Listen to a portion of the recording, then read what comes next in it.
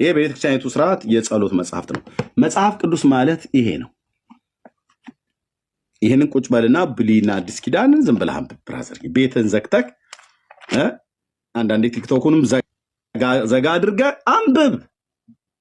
አንተ ካላነበብክ አንተ ካላወቅ ለልጆች ሌሎች ሰዎች ይነግሯቸዋል ማለት ነው። ፕሊዝ ይሄንን አንብቡ ወንድሞች፣ ኦርቶዶክሳውያን ወገኖች፣ ይህንን እግዚአብሔርን ቃል ብሉይ ኪዳንና አዲስ ኪዳን አንብብ። በሚመጡ ዘመናት አይደለም አሁን እንኳን በጴንጤ ፊት መቆም አቅቷችኋል። የኢትዮጵያ ኦርቶዶክስ ቤተክርስቲያን አተመችው፣ ተረጎመችው፣ እሰየው። ኦርቶዶክስ ተረጎመችው፣ ጴንጤ ያነበበው አንድ ሲጠየቁ አይመልሱም። አራት አይነት ጥቅስ ያጽፈዋል። ይሄኛውን ሰውን ይዝለለኝ ይላል። ካጻፈኝ በኋላ የምን ይዝለለኝ ነው እንዴ? እንትን የገመድ ዝላይ እኮ አይደለም የገባ ነው። ገርመን ይላል ያገሬ ገበሬ። ኢትዮጵያዊ ዘፍጥረት መጽሐፍ ምዕራፍ 14 ቁጥር 18 ላይ መልከ ጼዴቅ ኢትዮጵያዊ ነው አለኝ። እጠይቅሃለዋ፣ ይዝለለኝ የሚባል ነገር የለም። ይዝለለኝ ገመድ ጨዋታ ስንጫወት እንደዛ ነው።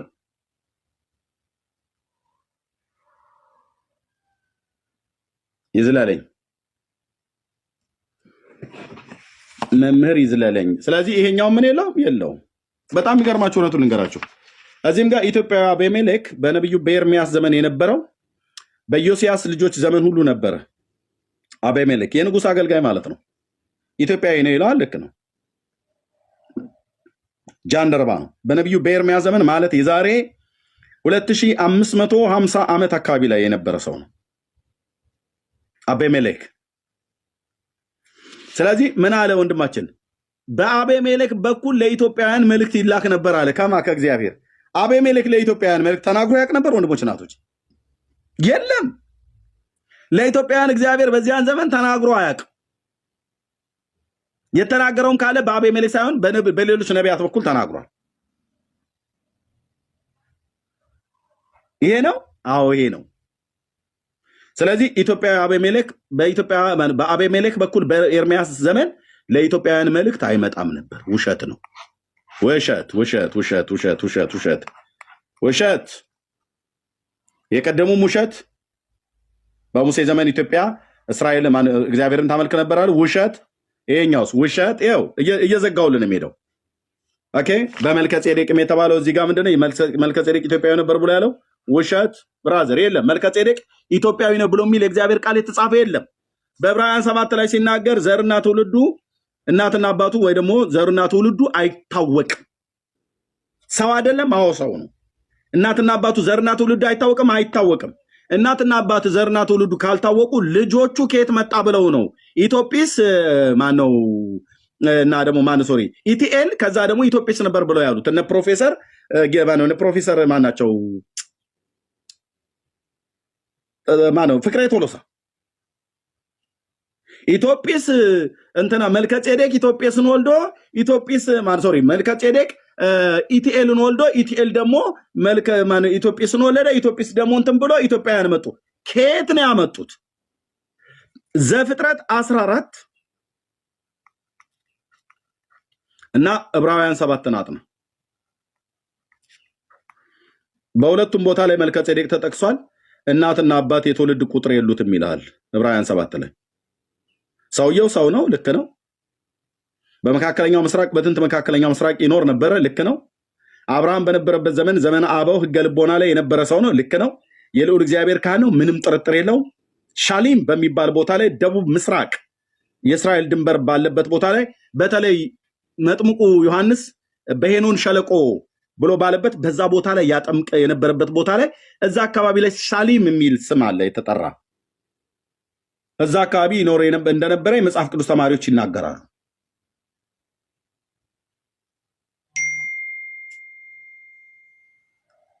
ስለዚህ ኢትዮጵያዊ ነው አሉ ክሌም አድርጎ ማለት ነው። ወንድሞች እናቶቼ፣ እናትና አባቱ የዘሩ ትውልድ ቁጥር አይታወቅም ይላል መጽሐፍ ቅዱስ። እነሱ ግን ኢትዮጵያዊ ነው።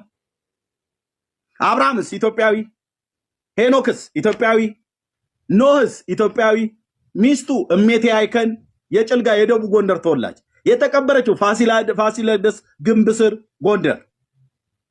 አዳም ኢትዮጵያዊ፣ ይናገር የነበረው ግዕዝ፣ የገነት መግቢያ ኢትዮጵያዊ በኢትዮጵያ።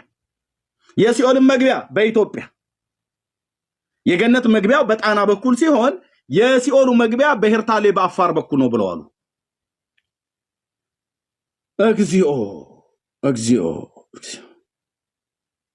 ቅዱስ ማርቆስ ኢትዮጵያዊ ዘበነ የተናገሩ ማለት አፄ ቴዎድሮስ ሳልሳዊ የሚመጣው ኢትዮጵያዊ፣ ኢየሩሳሌም የኢትዮጵያ ግዛት፣ ታጠቅ ብሎ ፈረስ ካሳ ብሎ ስም አርባርብ ይሸበራል ኢየሩሳሌም ብሎ ጆሲ ሾው ላይ ዶክተር ዘበነ ለማ ወጥቶ የተናገራት ቆንጅዬ ተረታለች። ቆንጅዬ ጥር ምጥን ያለች ተረት ለልጆች እንዳትከፍቷት፣ ለራሳችሁ ግን ቡናህንና ማኪያቶን ወይ ደግሞ ፈንዲሻ ነገር ይዘህ ክፈታት፣ ቀንህን ታራዝምልሃለች ማለት ነው። ቆንጅዬ ተረት ክሽን ያለች እንደ ሽሮ የተንተከተከች በትውልድ መካከል ተላልፋ የመጣች ጆሲ ሾው ላይ ቁጭ ብሎ ዘቤ ቅዱስ ማርቆስ ኢትዮጵያዊ ነው። ኢትዮጵያዊ ነው። አቤሜሌክም ኢትዮጵያዊ ነው። ኖህም ኢትዮጵያዊ ነው። አብርሃምም ኢትዮጵያዊ ነው።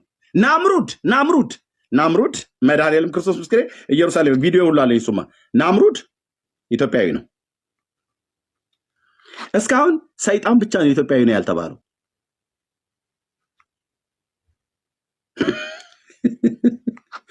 እሱም ቢሆን ዘሩ ይጣራል አይመስልህም? ድፋባቸው። ሰይጣንን ብቻ ነው ኢትዮጵያዊ ነው ያላሉት። ግድ የለም ዲኤንኤ ይጣራልን። እኛው አካባቢ ኢትዮጵያ ሳይሆን ይቀራል መገኛው። ምክንያቱስ ዜውስ የሚባል የግሪክ ጣዖት ብለዋል። ዜውስ ዘበነ ራሱ ሲናገር ዜውስ የሚባል የግሪክ ጣዖት አንድ የግሪክ ፈላስፋ ማነው ሆሜር ነው ማነው ጠቅሶ እሱ ወደ ኢትዮጵያ ሄዶ በዛ ለአምላክ ይሰግድ ነበር ይላል። ማን? ዜውስ የሚባል የግሪክ ጣዖት ኢትዮጵያ ሀገር መጥቶኛ ጋር አለ። በዛ በኢትዮጵያ አምላክ ጸሎታቸውን ይሰማልና ጆሲ ሾው ላይ ብራዘር ፕሮፌሰር ፍቅረ ወይ ደግሞ ዶክተር ዘበነ ማለት ከሁለታቸው አንዱ ይነዱታል አልኩ። ይሄንን ተረት ይቆሉታል አልኩ። ይሄን ተረት እንደ ክረምት ቦቆሉ እና ዘፍዝፈው የሚሆን ግማሹ የበሰለ ግማሹ መራራ መላላ ሰላላ እንደሚባለው አምጥተው ለኛ ይሰጡናል። እኛ ዝም ብለን መቃም ነው። ከዛ ቃልዮት ያሰማልን በእድሜ በጤና ያጠብቅልን መምህራችን ብለን እንለዋለን። እሱን እኮ መድኃኔዓለም እድሜህን ያሳጥረው ብለህ ልትለው የሚችል ተረት እኮ ነው የነገረህ። ኪዳኑ አዲስ ኪዳኑ አንራገምም እንጂ የነገሩህ በእድሜ በጤና ይጠብቅልን። መቼስ ከክርስቶስ ስለተማር እንለዋለን።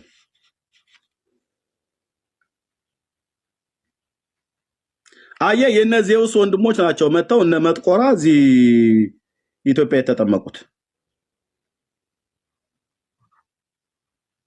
መጥቆራ የአየር ላይ አሞራ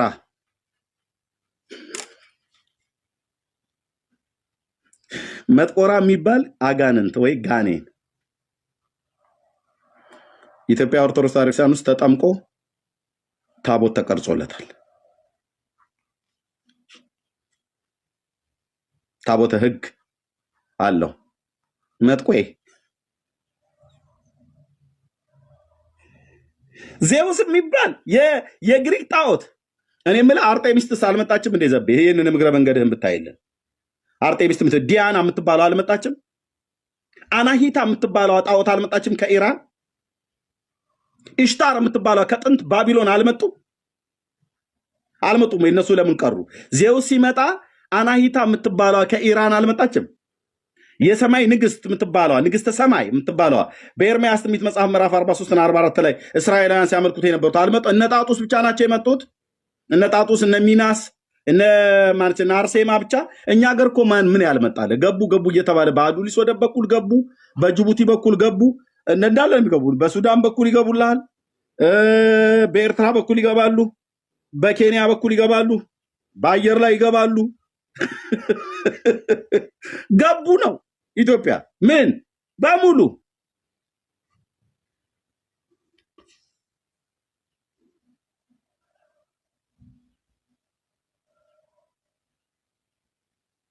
አንዱ ሲጸልይ ቸርች ላይ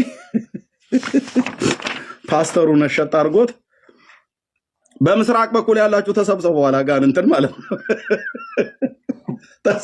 ተሰብሰቡ፣ በአየር ላይ የምትርመሰመሱ በምድር የምትሽከረከሩ ኑ ተሰብሰቡ እዚህ ብሎ አላቸው ወደ ቸርች። እና በምዕራብን በኩል ያላችሁ አንዳችሁም እንዳትቀሩ ኑ ብሎ ጠራ። ጸሎት ላይ ሆኖ እኮ ነው እንዴ። ጴንጤ እኮ ማለት ብራዘር ደብተራ እኮ ቅኔ ትቷል። አሁን ጴንጤው ጋር ነው ቅኔ ያለው። ይሄ በደቡብ በኩል ያላችሁ እንዳትቀሩ፣ በምዕራብን በኩል ያላችሁ እንዳትቀሩ፣ በሙሉ ተሰብሰቡ እዚህ አለ እና አንዱ እንዴ ፓስተርዬ ምን እያደረክ ነው አለ። አንድ ጋር ሰብስቤ ፈጭቼ ለቁጬ አብኩቼ ልጋግራቸው አይነት ነገር ሊል ነው። ምን ልታረም ሰው በረበዛው በትን በትን ወደዚያ አለዋ በትን በየአቅጣጫው በትን እዚያ ሰብስብብን አለ። ካስመታን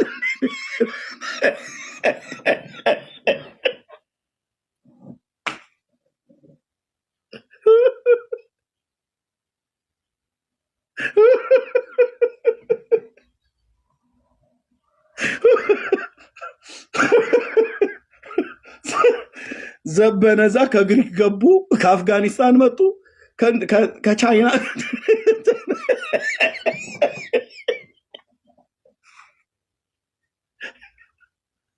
ከዛ እነ መምህር ዘበነ ጋ ይመጣል። በስላሴ ስም፣ በአርሴማ ስም፣ በገብርኤል ስም፣ በቅዱስ ጊዮርጊስ ስም፣ በሚመጣው ስም፣ ባለውም ስም፣ በሴቱም በወንዱም፣ በሕፃናቱ በቂርቆስም፣ በሽማግሌው በአቡነ አረጋዊም ስም ፓስተር እየበትንልኝ አላለው። እውነቱን እኮ ነው። ተሰብሰቡ ትላለህ እንዲ አንተ እዚህ ጂኒን ጉባኤ ልታረግ ነው። ከዛ እንዴት ነው የሚያደርጋችሁ ብለን እንጠይቃቸው ነው። ሰይጣን ኢንተርቪው ስናደርግ ማለት ነው። ቁጭ ብለን ካውንስል ስናደርገው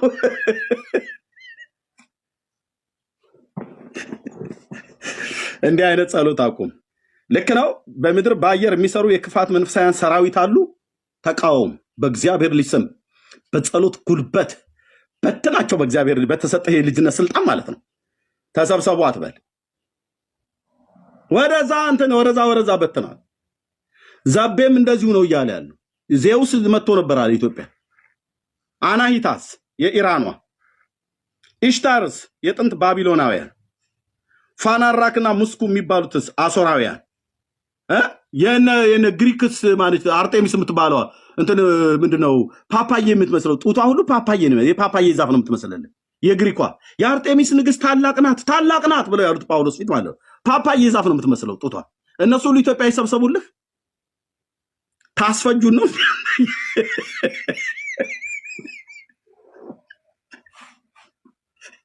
ተነሳና በትን። በእግዚአብሔር ልጅ በኢየሱስ ክርስቶስም በጽዮን ዋለት በትን። እዛው አርጤሚስ ተሰብሰቢ፣ እንትና ተሰብሰቢ፣ የአየሩ ላይ የምድሩ ላይ አትበለ።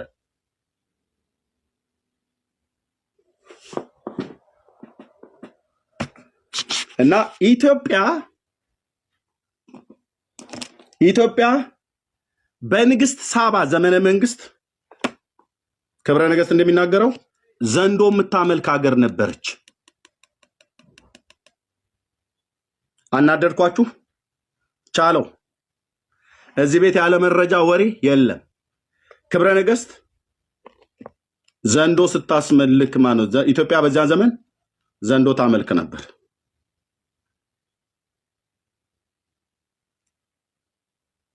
አሁን ይሄኔ ነው ጓንዴና ምንሽርህን ማንሳት ያለብህ ከሰማይ ዘንዳ ማለት ነው።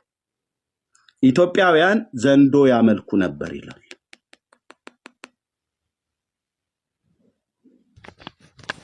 እግዚአብሔርን ማምለክ የተጀመረው መቼ ነው ብለህ ካልክ ከክርስትና ሃይማኖት ወዲህ፣ እሱም ያው በሰላላ መላላ ማለት ነው።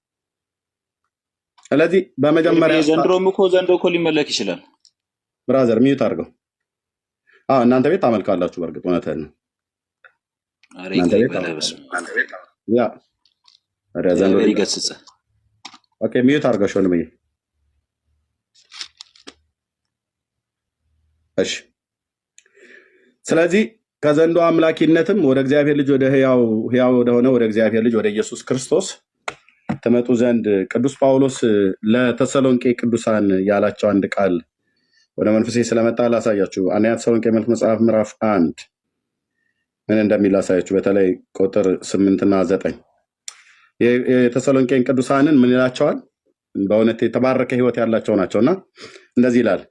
ስለዚህም በመቄዶንያና በአኪያ ላሉ ምዕመናን ሁሉ ምሳሌ ሆናችሁላቸው ይላል። በጣም የሚያስገርም የህይወት ምልልስ የነበራቸው እምነት፣ ተስፋና ፍቅር በእነዚህ ሰዎች ዘንድ ጸንቶ ተገኝቶ ነበር። ገና ጌታን ከተቀበሉ ወይ ደግሞ ወደ ክርስቶስ ከመጡ ገና አጭር ጊዜ ነው፣ ግን በእውነተኛ የክርስትና ህይወት ፍሬ የሚኖሩ ሰዎች ነበሩ የተሰሎንቄ ቅዱሳን።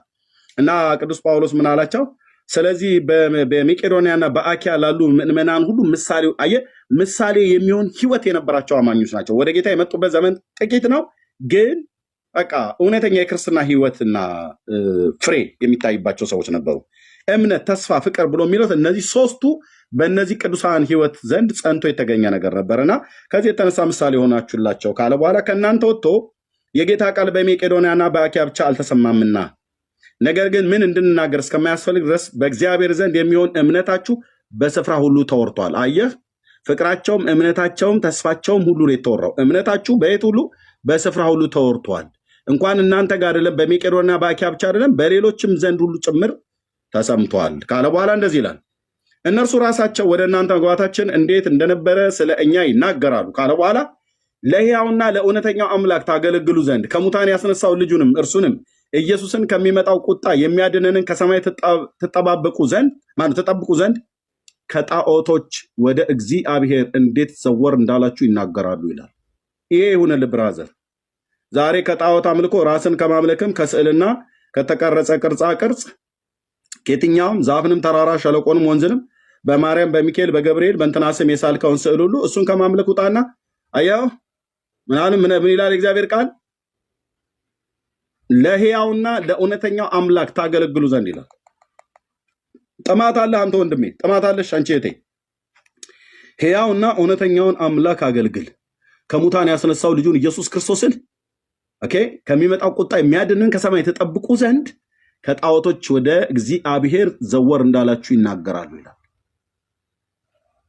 ዛሬ ምን እነግራችኋለን? ሕያውና ዘላለማዊ አምላክ የሆነው ጌታ እግዚአብሔርን ታመልኩት ዘንድ እሱን ታገለግሉት ዘንድ ከጣዖታት ወደ ሕያው እግዚአብሔር ዘወር እንድትሉ ወንጌልን እንሰብካለን። ወንጌልን እንሰብካለን። ቅዱስ ጳውሎስ አሁንም እዚህ ብቻ አላበቃም። በልስጥራ ደርቤን በሊቆንያ ቋንቋ ሰዎች አማልክትን መስለው ከሰማይ ወርደዋል ብለው በሐዋርያት ሥራ መጽሐፍ ምዕራፍ 14 ላይ ምን አለ? ከቁጥር 1 ጀምሮ በኢቆንያና እንደ ቀድሞ ወደ አይሁድ ምኩራብ ገብተው በአይሁድና በግሪክ ሰዎች ብዙ እስኪያምኑ ድረስ ተናገሩ ይላል። ይኸው ነው በቃ የሚያስፈልገው ይኸው ነው። ብዙ እስኪያምኑ ድረስ ተናገሩ። በማን እስኪያምኑ? በኢየሱስ ክርስቶስ እስኪያምኑ። የት ገብተው? በኢቆንያ እንደ ቀድሞ ወደ አይሁድ ምኩራብ ገብተው አይሁዳውያን ሁሉ ጭምር እስኪያምኑ ድረስ ይናገሩ ነበር። እስኪያምኑ ድረስ ብዙ እስኪያምኑ ድረስ ተናገሩ። ያላመኑት አይሁድ ግን የአሕዛብን ልብ በወንድሞች ላይ አስከፉ። ይኸው ነው በቃ የማያምን ሰው ይሄ ነው የሚያለ ይሰበስብልሃል ስብሰባ። የቄራ ልጆች ምንድነው የመርካቶ ልጆች፣ የፒያሳ ልጆች፣ የመገናኛ ልጆች፣ የእንትን ልጆች አላያችሁትም? የማያምን ልብ እንደዚህ ይላል። እና ምልክትና ድንቅም በእጃቸው ይደረግ ዘንድ እየሰጠ ለጸጋው ቃል ስለመሰከረው ስለ ጌታ ገልጠው እየተናገሩ ሃሌሉያ። ይሄው ነው በቃ የሚያስፈልገው ብራዘር፣ ይሄው ነው የሚያስፈልገው። አየህ ሐዋርያቱ ተልከው ስለ ጌታ ነው ገልጠው የሚናገሩት እንጂ እንትና አቡነ እንትና እማሆይ እንትና ደግሞ ሆነው ፀጉራቸውን ተላጩ ለእናንተ ስትል እግራቸውን ተቆረጡ፣ ጥፍራቸው ተነቀለ፣ አንጎላቸው ፈሰ። ኖ ኖ ኖ ኖ ኖ ኖ ኖ። እንዲህ አይነት ስብከት ጳውሎስ በአፉ አልገባም ማለት ነው። በአፉ ስለማን ነበር የሚናገረው? ስለ ጌታ ገልጠው። ጌታ የተባለው ማን ነው? ከሙታን የተነሳው የአብ ልጅ ኢየሱስ ነው። ስለሱ ነው ገልጠው እየተናገሩ ረጅም ወራት ተቀመጡ ይላል። በዛ የከተማው ህዝብ ተከፍለው እኩሌቶቹ በአይሁድ እኩሌቶቹም ከሐዋርያት ጋር ሆኑ። ሁለት ክፍል ተከፈለ ማለት ነው ከተማው።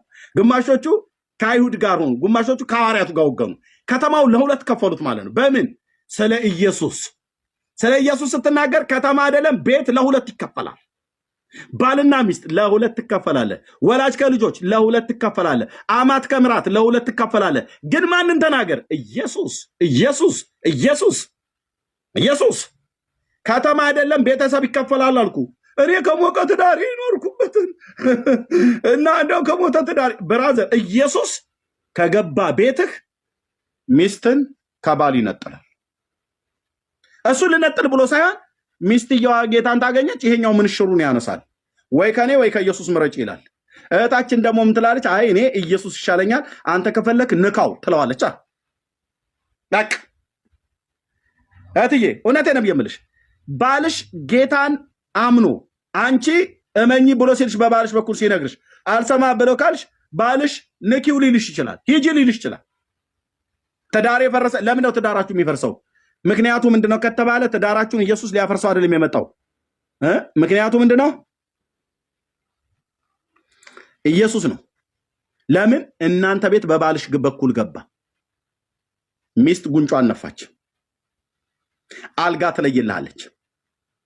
ታረክሰኝ እንዴ አንተ በተወለድኩበት አካባቢ እንትን ታሰድበኝ እንዴ አንተ ትላለች። እህትዬ አይናጠሽ እቤትሽ የገባው የሰላም ንጉስ ነው። እቤትሽ የገባው አንድ ዝነኛ ጠንቋይ አይደለም።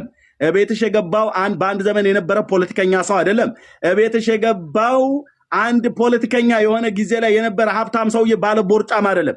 እቤትሽ የገባው ብርሃን የሆነው ጌታ የዘመናት ሁሉ ባለቤት የሆነ ኢየሱስ። አልጋ ትለያለሽ እንዴ አንቺ? ከገዛ ባልሽ አልጋ ትለያለሽ? አትተኛም ከኔ ጋር። ምንድነው ምክንያትህ? አይ ከኔ ጋር አትተኛም ብያለሁ፣ አትተኛም ብያለሁ እና እዚህ አልጋው ላይ እዚህ ጋር ተኝታ እሱም እዚህ ጋር ተኝቶ ሌሊቱን ሁሉ ንዝነዛ ምንድነው? የሆነ እኮ ከጋለሞታ ሴት ጋር እኮ ተኝቶ አልመጣም። እህትዬ ወንድሜ አንተስ የሆነ ከጋለሞታ ወንድ ጋር እኮ ተኝታ አልመጣችም። ሚስትነቷ እንደተጠበቀ ነው ለአንተ፣ ባልነትሽ እንደተጠበቀ ነው ለአንቺ። ከዛስ ኢየሱስ ወይዚህ ባልየው ጋር ይነካዋል ልቡን። ከዛቺ ጀርባዋን አዙራ ትተኛለች። ወይ ሚስትየዋን ጌታ ያገኛትና ባልየው ጉንጩን ይነፋላል። ምክንያቱ ሲመረመር በግብረ ስጋ ግንኙነት ከልክለው አይደለም፣ እሱም ከልክሏት አይደለም፣ አስቤዛም ከልክሏት አይደለም። ምክንያቱ ሲፈተሽ የሰላሙ ንጉስ ገባ። ሰላምን ሊሰጣቸው ገባ። ለባልየው ሰላምን ሰጠው፣ ወይ ለሚስትየዋ ሰላምን ሰጣት። ወይ በባልየው ላይ ጂኒ ገብቶበታል፣ ወይ በሷ ላይ ጂኒ ገብቶበታል። በቃ ከዛ ረብሽ በትንሿ ልቤ ስትገባ መውደዴን ገለጥኩልህ በእንባ። ኧረ እኔስ ምን ልናገር? አየህ እዚህ ይሄኛው ያነባል። ኢየሱስ ክርስቶስ ልቡን ነክቶታል ባልየው ወይ ሚስትየዋ በክርስቶስ ፍቅር ልቧ ተነክቷ ስታለቅስ ምንድነው እዚህ ምንድነው አንቺ ምን ሆንሽ ነው? አይ ጌታ ምንድነው? ጌታ ደግሞ ከነዛ ጋር ዋልሽ እንዴ ይላል። አዎ እያለው ኢየሱስ እኮ ያድናል፣ እሱ እኮ የዋለልን ውለታ ትለዋለች። ቡና እየጠጡ በዚህ ደግሞ አትነፍርቂብኝ፣ እዛ መናፍቃኑ ጋር ሄደሽ ሰብስበሽ የመጣሽውን ብሎ ይላል። እና ቤታቸው ውስጥ ጂኒ አይደለም የገባው ኢየሱስ። እናስ እሷ ሚስትየዋ ወይ እሱን ምረጥ ወይ እኔን ምረጥ ትለዋለች። ወይ ባል ከሆነ ደግሞ ወይ እሱን ምረጪ ወይ እኔን ምረጪ ብለው ኢየሱስን ለምርጫ ያቀርቡታል። እና ለትዳርሽ የምትይ ከሆነ ከኔ ጋር ትወጫለሽ፣ ካልሆነስ እሱን ይዘሽ ትወጫለሽ ይላታል። ጀግናዋ እህቴ ይዛው ትዳሯንና ልጆቿን ሁሉ ትታ በማቴዎስ ወንጌል መጽሐፍ ኢየሱስን ውዴን ይዛ ጨለጥ። ወይ ደግሞ ባል ከሆነ በቃ እወጣለሁ ብላ ካለች ውጣልኝ፣ እኔን ወይ ከኔ ወይ ከእሷ አንድ ምረጥ ትለዋለች። ኦኬ ምርጫዬ ኢየሱስ ነው ብሎ ትቷት አልጋውንም ልብሱንም ትቷት አዲስ ወለቅ። ይኸው ታግዬ ነይ እኔ እናት ነይ ስራ ላይ ነሽ። ነይ አንቺ ጌታ ኢየሱስ የተባረከ ይሁን። ይኸው ልጆቿን ነይ ታግዬ ላኪልኝ። እህትየው ስራ ላይ ካልሆንሽ ነይ ላኪልኝ። ኤርሚያ አንቀጥልም ወይ? እንቀጥላለን። ሚዩት አርግ ብራዝ። ምን ትቀጥላለን አንተ? ተረትል ታወራ ምን ትቀጥላለህ? ህይወት የሆነውን ትሰማና ከዛ ትቀጥላለህ ከኔ ጋር ወይ ከወንድሞች ጋር። ነይ ታግዬ እችት አንዷ እህቴ ስለ ትዳር ስለ ኢየሱስ ብላ ትልቁ ላይ ላርጋት። ስለ ኢየሱስ ብላ ምንሽን የተውሹ ታግዬ ስለ ኢየሱስ ብላ። ሃሌሉያ ቴንክ ዩ ኤርሚ። ጌታ ኢየሱስ ይባርካችሁ። አንቺ ለኔ ምሳሌ ነሽ በዚህ ትውልድ መካከል። ሌሎችም አሉ እንዳንቺ ጀግኖች። ምንድን ነው የተውሹ ስለ ኢየሱስ ብለሽ አጭር አድርገሽ ንገሪኝ። እሺ ስለ ኢየሱስ ብዬ ተውኩት ሁሉን ነገር ነው። ሁሉን ነገር ምን 3 ልጆቼን ከ7 ዓመት በታች የሆኑ ህጻናት። እኔ በጣም የሚገርመኝ ነገር ይሄ ጊዜ በጣም የተባረከ ጊዜ ነው። ለምን ሰው በነፃነት የጌታን ቃል የሚሰማበት። እኔ ክርስቲያን ፍለጋ ተደብቄ ሁሉ ሄድ ነበረ የእግዚአብሔርን ቃል እንዲያስተምሩኝ፣ ግን በር ይዘጋብኝና ውጭ አድር ነበር ልጆቼን ትቼ። በተለይ ትንሹ ልጄ ያለኔ መተኛት አይችልም እና ያለቅስ ነበር። እዛ ዘመድ ጋር ነበር ማድረው። ይሄ ሁሉ የደረሰብኝ ግን ጌታ ኢየሱስን ስለተቀበልኩ ነበር። ከዛ 60 ሴቶች ካሉበት እድር ተባረርኩኝ። ባለቤቴ መቀበር ያልታሳጭኝ ብሎ ሽማግሌ ያወጣብኝ እና ካጂ ተባልኩ። 5 ሰዎች ባሉበት አልክድም አልኩኝ። በጣም የሚገርማችሁ ነገር ገንዘብ ችግር የለብኝ። ወፍጮ ቤት ገጠር ውስጥ ተክዬ የፀጉር ቤት ሱቅ በጣም አምቦ ውስጥ ብዙም ያቆኛሉ። አምቦ ሰራ ነበር። እዛ ነው ተወልጄ ያደኩትና ግን ልክ የኢየሱስ ፍቅር በልቤ ሲገባ ይሄ ሁሉ ከንቱ ሆኖ ታይ። ከንቱ ጌታ ምስክሬ ነው። 5 ሳንቲም ይዤ አልወጣሁም። ውጪ ስባል እሺ ነው ያልኩት። ልጆቼን ዞር ብዬ አላየሁም፣ አልሳምኳቸውም። 3 ጊዜ ሽምግልና ተቀምጠው ኢየሱስን ካጂ በቃ እስቲ ለአፍሽ በይ ነው ያሉኝ። ሴጣን አስታውሳለሁ ጌታ ኢየሱስን ስቀበል ሴጣንን፣ ዓለምን፣ ስራውን ሁሉ ክጃለሁ ያልኩት ትዝ አለኝ። ኖ አልኩኝ። ሴጣንን በካድኩበት አንደበቴ ጌታ ኢየሱስን አልክድም። እንደማይጥለኝ አውቅ ነበር። ሁሉን ትቼ ተከተልኩት። ሁሉን ትቼ ወጣሁ። ጥዬ ጌታ ምስክሬ ነው። ጥዬ በጠዋት ተነስቼ ትንሽ ሻንጣ ይዤ ወጣሁ። ወደ ኬንያ ነው የገባሁት። ወጣሁ በቃ እዛ ሆኜ ያለኝን ንብረቴን በኤምባሲ በኩል 100% በባለቤት ያዘዋወርኩኝ። 100% እንደፈለገ ሽጦ ቀይሮ ልጆችን ያሳድግበት ብዬ 100%። ኢየሱስ ባለዳ አይደለም። በሄድኩበት መንገድ ሁሉ እየረዳኝ። ኤርሚ በጣም የሚገርም ነገር ያኔ እዛ ሲያሳድደኝ የነበረው ክፉ እስከ ኒውዚላንድ ድረስ ተከትሎ ይመጣ። እኔ በቢላ 2 ቦታ ተወጋግቻለሁ። ጣቴ በቢላ ተቆርጧል። የሞት ፍርድ የተፈረደብኝ ሰው ነበርኩ። የኒውዚላንድ መንግስት ኢንቮልቭ እስኪያደርግ ድረስ የኔን ታሪክ የሚያውቁ አሉ። ቆይ በውስጥ እነግርሃለሁ። በኒውስ እስኪነገር ድረስ ነው። እውነቴን ነው የምለው። ይሄን መጽሐፍ ቅዱስ ጣይ አቃጥለዋለሁ ያለኝ ሰው ነበር። አላቃጥልም ስል ዛሬ አንቺን አንገትሽን ነው የምቆርጥሽ ነው ያለኝ ሰው። ወይኔ ኢየሱስ እኮ የማንም ባለዕዳ አይደል። ስለኔ ጉዳይ የኒውዚላንድ ኢሚግሬሽን፣ የውመንስ ቪክቲም ሰፖርት ግሩፕ ብዙ ናቸው። ስለኔ ፖሊሶች ስለኔ ጉዳይ ስብሰባ ተቀምጠው ኒውዚላንድ ገብቼ በ6 ወር ነው የሲቲዝንሺፕ ፕራይቬት ሴሬሞኒ ተደርጎ የተሰጠኝ። 5 ሀገር ነው ለኔ የጠየቁልኝ ለሴኩሪቲ ተብሎ። አሜሪካ እቀበላለሁ አለች፣ አውስትራሊያ እቀበላለሁ አለች፣ ኢንግላንድ እንቀበላለን አሉ። ከዛ እኔ መርጬ አውስትራሊያ የመጣሁት። ግን ያንን ያረገብኝ ልጅ እግዚአብሔር ሰዎች ቸርች ወስደውት ቢያንስ ይቅርታ ጠይቃት። ለምን ሊፈረድበት ነበር በአቴምፕት መርደር። ይቅርታ ጠይቅ ሲባል ጀምሬ ሳልጨርሳት መቅረቴን የሚቆጨኛል። ቸርች ሲወስዱት እግዚአብሔር በአንዲት ሴት ተናገረው። ወንጌላዊት አርማዝ ከአሜሪካ መጣ። ዌሊንግተን ኮንፈረንስ ነበርና ሰዎቹ ናቸው ለኔ ነገሩኝ። በፊቴ ወድቀ ንስሐ ባትገባ እግዚአብሔር በሞት ነው ማነሳ ይልሃል ብሎ ተናገረው ብለው ነገሩኝ። ወገኖች እግዚአብሔር አይዘበትበትም።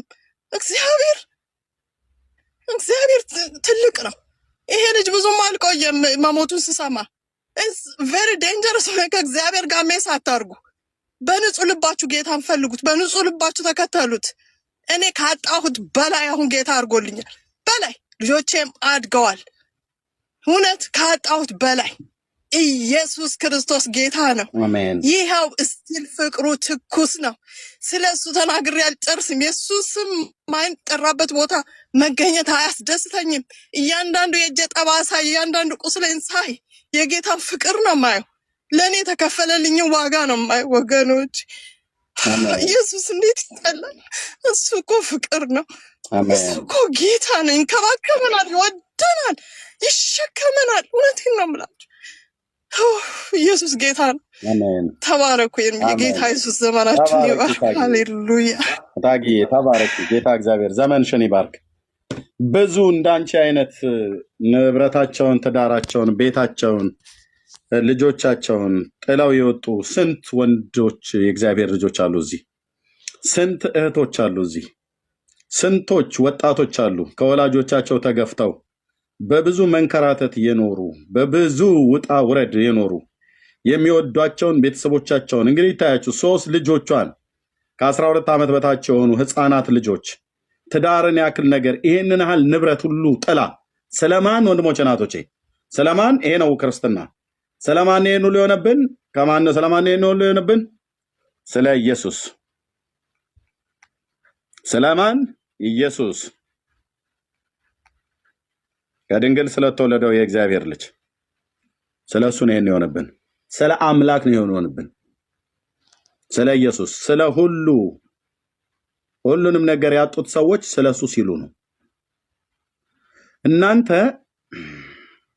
የኔ ዘመን ምስክሮች ናችሁ። ታጊዬ አንቺና መሰሎች በተለይ ትዳራችሁን ያጣችሁ ወንድሞችና እህቶች፣ ትዳራችሁን ያጣችሁ ወንድሞች፣ ስለ ኢየሱስ ብላችሁ ባላችሁን ያጣችሁ፣ ስለ ኢየሱስ ብለህ ልጆቻችሁን ያጣችሁ እህቶች፣ ስለ ኢየሱስ ብላችሁ ንብረታችሁን ሀብታችሁን የተቀማችሁ የተዘረፋችሁ፣ የስጋ ድብደባ የአካል ቁስለት ሁሉ የደረሰባችሁ ስለ ኢየሱስ ብለህ ልጆችና ሚስትን ያጣህ አንተ በእውነት የዚህ ዘመን ምስክር ነህ። ሕያዋን ምስክሮች ማለት ነው። ሕያዋን ምስክሮች። እንዲህ አይነት የእምነት ጀግንነት ያስፈልጋል። አንዳንዶች ደግሞ ስለ ኢየሱስ ብለው አያቶቻቸው ፊት እንጀራ ላይ የቀረበላቸው እንጀራ ላይ አመስግነው ለመብላት ያፈሩ ቸርች ግን ሲመጡ የሚጮህብናሉ። እናንተ ንስሐ ነው መግባት ያለባችሁ። ንስሐ ቸርቹ ስትመጪ ሃሌሉያ እያልሽ እየጮሽ ሃሌሉያ እያልክ እየጮክ አያተ ፊት ስለ ኢየሱስ ክርስቶስ ማዕድ ላይ አመስግነ ስሙን ጠርተ የጌታን መብላት ተስኖ ተደብቀህ ተንሾካሽከህ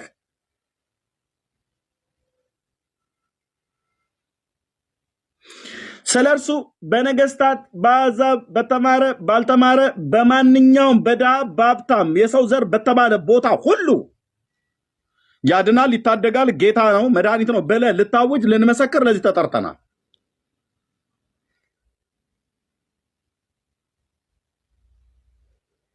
ልንደብቀው ልንሸሽገው ልንከልለው ወይ ደግሞ ልንደብቀው ልንሸሽገው ልንሰውረው የማይችል ስጦታችን ነው።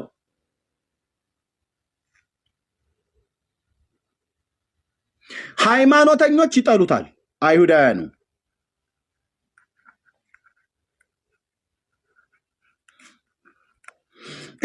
እንደዚሁስ እኔን ስለማቅ እናገራለሁ። ኦርቶዶክሳውያኑ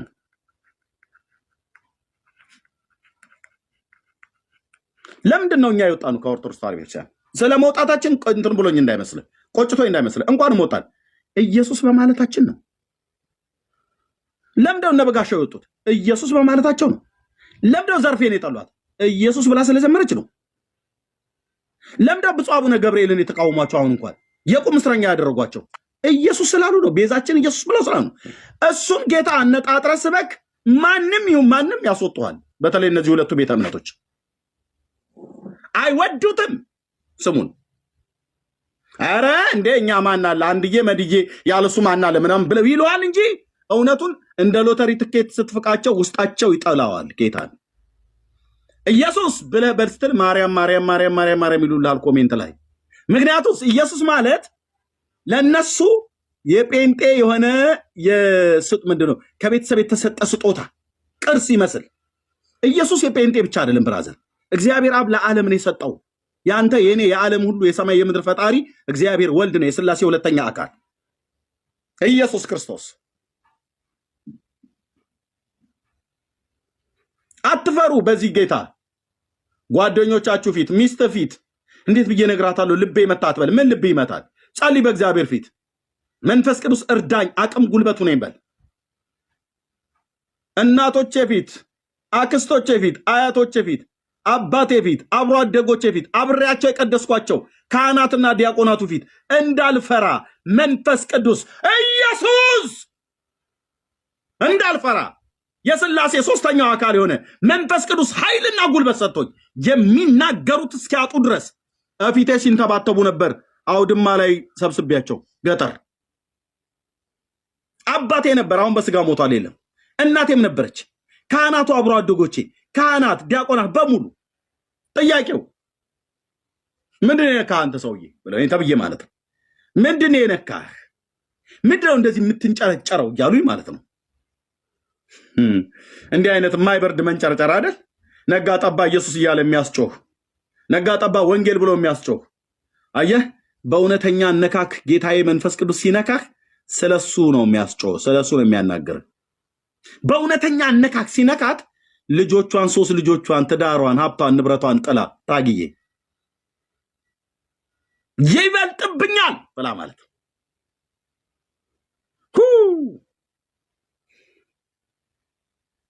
ያውም ልጆች ያለ ያውቃል። ያውም በልጆች ላይ ያውም በትዳር ላይ ለሴት ልጅ ትዳርን ማጣት፣ ለወንድ ልጅም ቢሆን ትዳርን ማጣት። አየህ ማቴዎስ 10